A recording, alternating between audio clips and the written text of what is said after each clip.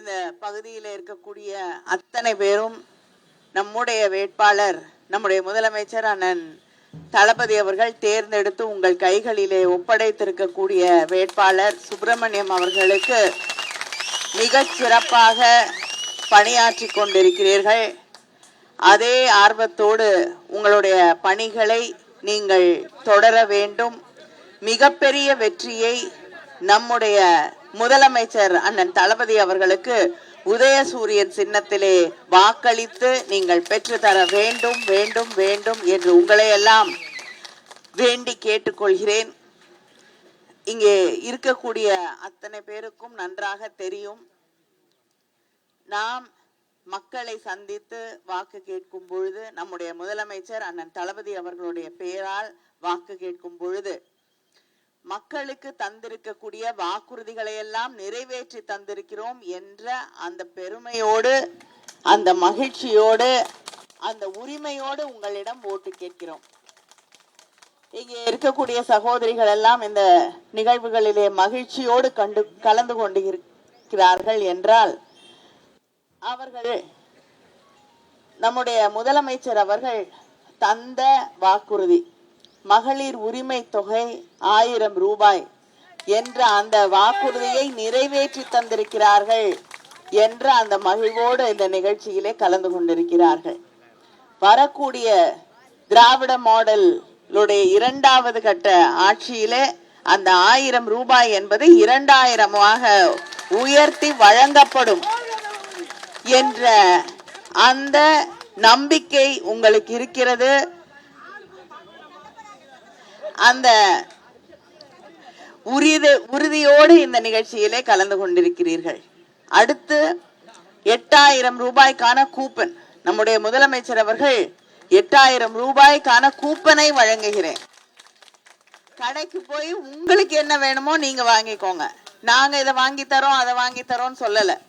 உங்க வீட்டுக்கு பக்கத்துல இருக்கக்கூடிய கடையில போய் உங்களுக்கு எது தேவையோ அதை நீங்கள் வாங்கி பயன்படுத்தி கொள்ளுங்கள் என்று சொல்லி நம்முடைய முதலமைச்சர் அவர்கள் 8000 ரூபாய்க்கான கூப்பனை நம்முடைய ஆட்சி வந்தவுடன் 1 மாசத்துக்குள்ள நம்ம ஆட்சி வந்த உடனே அதை நம்முடைய முதலமைச்சர் அவர்கள் நிறைவேற்றி தருவார்கள்.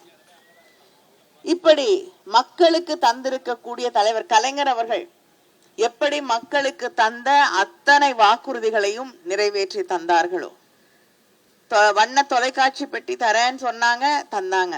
விவசாயிகளுக்கு கட்டணம் இல்லாத மின்சாரம், இலவச மின்சாரத்தை தந்து விவசாயத்தை காப்பாற்றி விவசாயிகளை காப்பாற்றிய தலைவர் கலைஞர் அவர்கள்.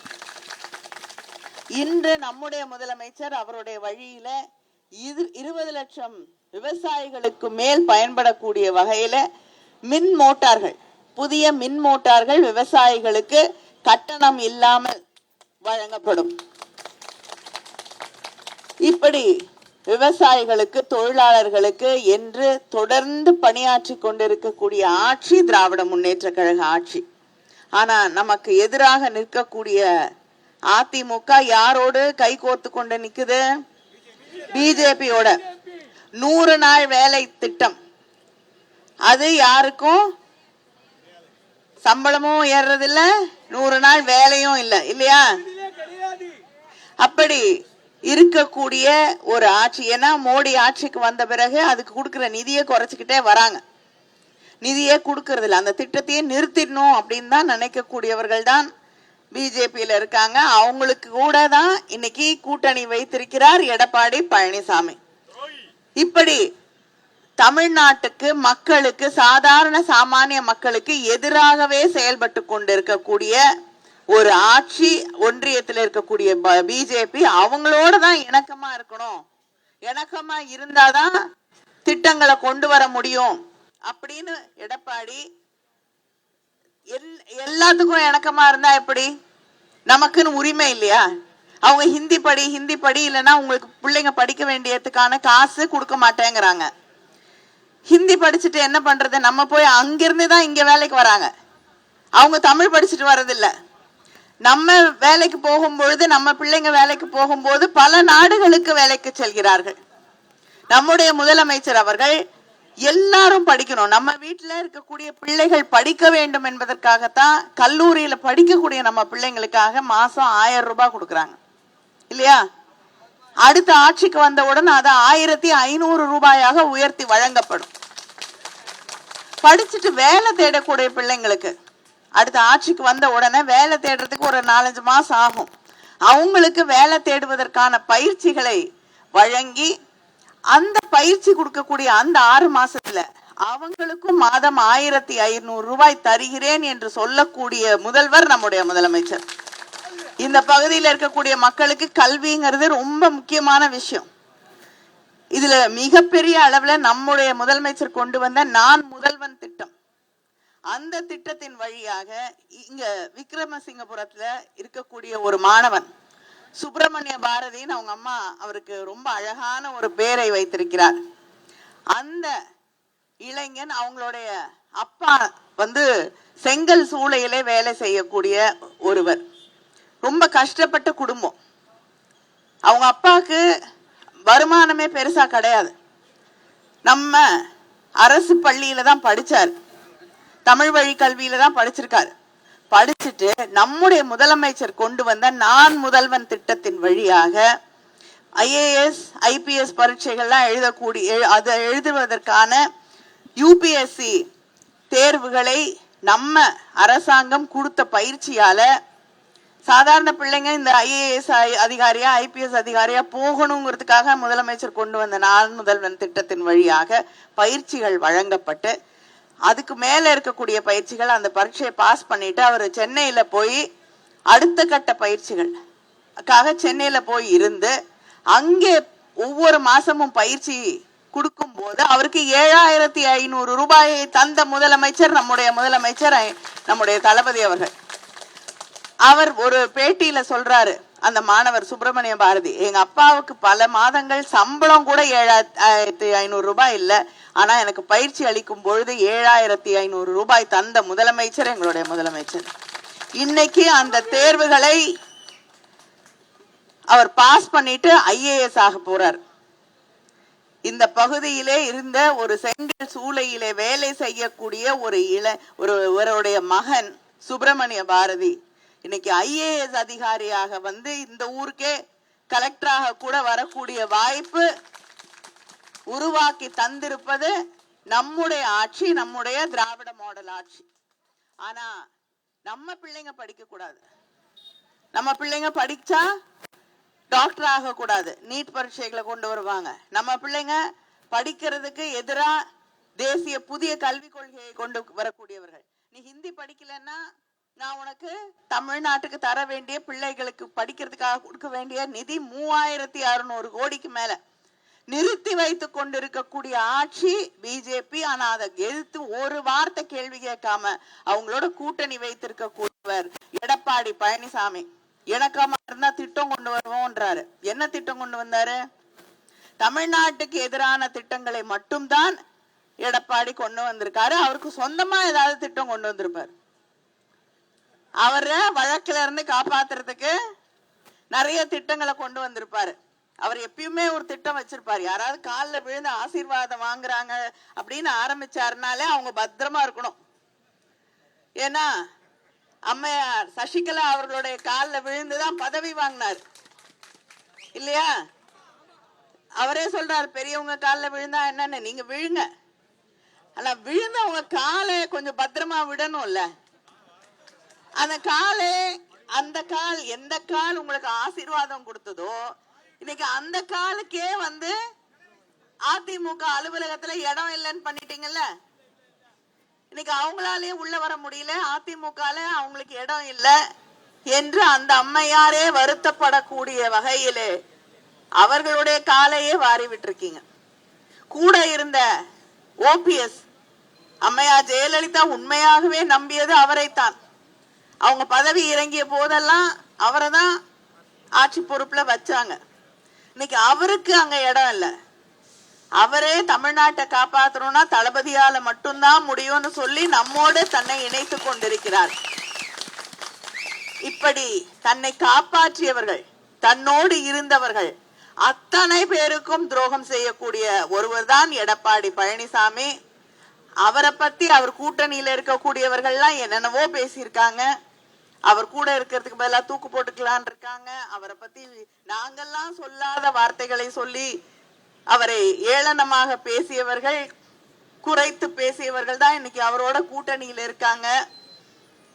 இப்படிப்பட்ட ஒரு கூட்டணி, தமிழ்நாட்டுக்கு தொடர்ந்து துரோகம் செய்யக்கூடிய ஒரு கூட்டணி, இந்த தமிழ்நாட்டை டெல்லியிலே போய் அடகு வைக்கக்கூடிய ஒரு அதிமுக, இன்னைக்கு அதிமுக அதிமுகல இருந்து அமித்ஷா திமுகன்னு சொல்லக்கூடிய அளவுக்கு வந்துருச்சு.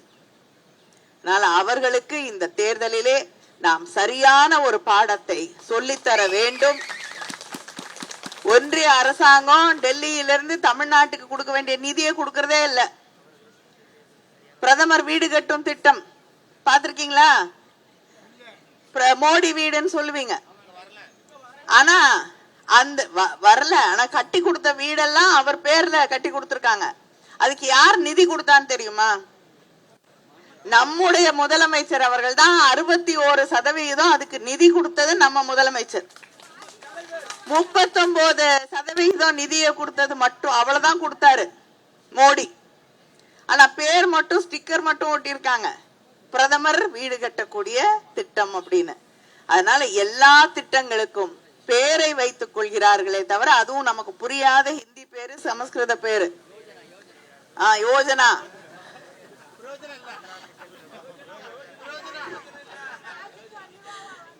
நான் முதல்ல தூத்துக்குடியில போய் ஒரு திட்டம் இருந்தது, என்னவோ எனக்கு புரியல என்னன்னு, ரொம்ப கஷ்டப்பட்டு படிச்சேன். பிரதான் மந்திரி சடக் யோஜனான்னு, அது என்னன்னு புரியல. அப்புறம் போய் கேட்டேன், இப்படி இது என்ன அர்த்தம்னு. கிராம சாலைகள் திட்டம். இப்ப கிராமத்துல இருக்கக்கூடியவர்களுக்கு அது என்னன்னு எப்படி புரிஞ்சு அது என்ன பண்றாங்க அப்படின்னு எப்படி போய் சேரும்? அது தெரிஞ்சுக்கணும்னா ஹிந்தி படிக்கணும். அது மட்டும்தான் அங்க இருக்கக்கூடிய மோடி அவர்களுக்கும் ஒன்றிய அரசாங்கத்துக்கும் ஹிந்தி படிக்கணும். வேற நம்மளை பத்தி எதுல பத்தியும் கவலையே கிடையாது அவங்களுக்கு. அதனால அப்படிப்பட்டவர்கள், இங்க இருக்கக்கூடிய சிறுபான்மை மக்களுக்கு எதிராக செயல்படக்கூடியவர்கள், நாம் ஒற்றுமையாக வாழ்வதை குலைக்கக்கூடியவர்கள், ஒற்றுமையா இருந்து நிம்மதியா இருந்து அமைதியா இருந்து ஒரு இடத்துல இருந்தோம்னாதான் வேலை வாய்ப்புகள் உருவாகக்கூடிய தொழிற்சாலைகள் வரும். அதனாலதான் இன்னைக்கு தமிழ்நாட்டுக்கு இத்தனை தொழிற்சாலைகள் வருது. இத்தனை பிள்ளைங்க படிச்சுட்டு நல்லா இருக்க முடியுது. ஆனா இதையெல்லாம் கெடுக்கக்கூடிய டெல்லியிலே இருக்கக்கூடிய பிஜேபி ஆட்சி இன்னைக்கு இங்க இருக்கக்கூடிய அதிமுகவின் வழியாக தமிழ்நாட்டிற்கு வந்துவிடக் கூடாது என்பதில் நாம் இந்த தேர்தலிலே உறுதியாக இருக்க வேண்டும். இந்த பகுதியிலே நம்முடைய முதலமைச்சர் அவர்கள் கொண்டு வந்திருக்கக்கூடிய திட்டங்கள், தலைவர் கலைஞர் அவர்கள் காலம் தொட்டு இந்த பகுதியிலே இருக்கக்கூடிய மக்களுக்காக கங்கை கொண்டான் சிப்காட் வளாகத்துல கிட்டத்தட்ட 77 கோடி ரூபாய் மதிப்பீட்டுல மெகா உணவு பூங்கா அமைக்கப்பட்டுள்ளது.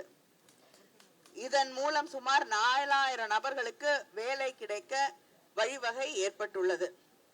திருநெல்வேலியிலே அடுக்குமாடி கட்டடம், நவீன பார்க்கிங் வசதி உள்ளிட்ட பல்வேறு வசதிகளுடன் 78 கோடி ரூபாய் மதிப்பீட்டுல ஜங்ஷன் பேருந்து நிலையம் கட்டி முடிக்கப்பட்டிருக்கிறது. அடுத்து நம்முடைய ஆட்சி வந்தவுடன் திருநெல்வேலியில செம்மொழி பூங்கா அமைக்கப்படும். திருநெல்வேலி மருத்துவ கல்லூரி மருத்துவமனையிலே புற்றுநோய்க்கான நவீன சிகிச்சை வசதிகள் ஏற்பாடு செய்து தரப்படும். திருநெல்வேலி மாவட்டத்தில மின் பேருந்து சேவை தொடங்கப்படும். அது மட்டும் இல்லாமல் அடுத்த ஆட்சிக்கு வந்த உடனே 10,000 பஸ்ஸுகள் வாங்கப்படும். வாங்கிட்டா இந்த இனிமேல யாருமே பஸ் வரல அப்படின்னு சொல்லவே முடியாத அளவிற்கு எல்லா பகுதிகளுக்கும் பேருந்து வசதிகள் செய்து தரப்படும். அடுத்த 5 ஆண்டுகளிலே 35 லட்சம் இளைஞர்களுக்கு, இளம் பெண்களுக்கு லேப்டாப்புகள் வழங்கப்படும். காலை உணவு திட்டம் இப்ப 5வது வகுப்பு வரைக்கும் தான் இருக்கு. நம்ம ஆட்சிக்கு அடுத்த முறை வந்த உடனே 7வது வகுப்பு வரை அது உயர்த்தி அந்த 8வது வகுப்பு வரை 8வது வகுப்பு வரை உயர்த்தி வழங்கப்படும்.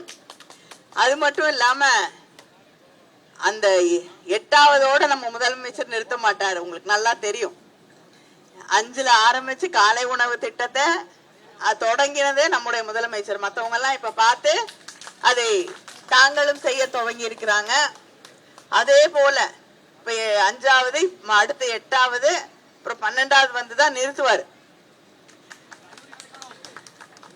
அப்படிப்பட்ட நம்ம பிள்ளைங்க படிக்கணும், நல்ல நிலைக்கு வர வேண்டும் என்று நினைக்கக்கூடிய ஆட்சி நம்முடைய திராவிட முன்னேற்ற கழக ஆட்சி.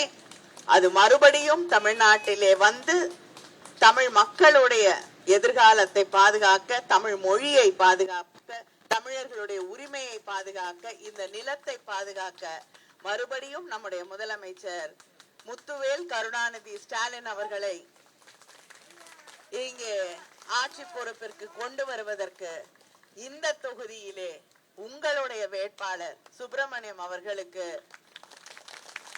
உதயசூரியன் சின்னத்திலே வாக்களித்து அவரை வெற்றி பெற செய்ய வேண்டும் வேண்டும் வேண்டும் என்று உங்களை எல்லாம் வேண்டி கேட்டுக்கொள்கிறேன். நன்றி, வணக்கம்.